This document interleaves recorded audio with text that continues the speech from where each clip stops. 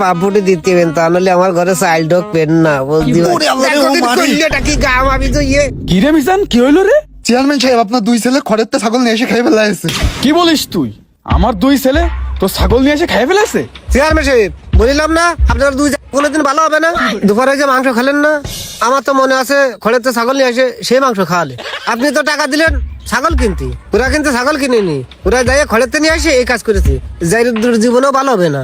না, আমি তো মনে করলাম ওই যে দুটো ভালো হয়ে গেছে, এই জন্যই টাকা দিয়ে ছাগল আনতে পাঠালাম, আর ওরা ও ছাগল খড়েতে নিয়ে এসে আমাকে রান্না করে খাওয়াইছে।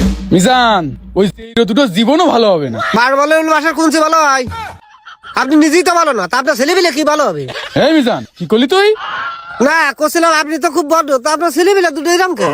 চেয়ারম্যান সাহেব, আপনারা যাচ্ছেন যান, আমার ছাগল দেওয়ার ব্যবস্থা করে দেন।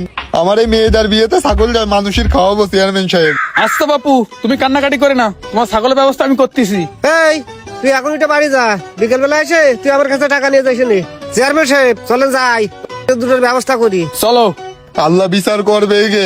একটু টান পায়ে হাঁটেন, দুটো কোনে আসা আজকে একটু দিয়ে নি। আমার সোনা দিয়ে বান্ধানো খাসি পুরা খাইয়ে ফেলেছে। সাদিয়া, তুমি কিভাবে পারলে ভালোবাসা দিবসে সাগরের সাথে ঘুরতে? এ বাঙ্কু, এ পইটেস। ওরে না ভাই, খিল্লি খাচ্ছে। আরে ওই মেয়ে মানুষের তো একটাই দশা, তুই আল ছাড়িস নে, লাগে থাক হবেই।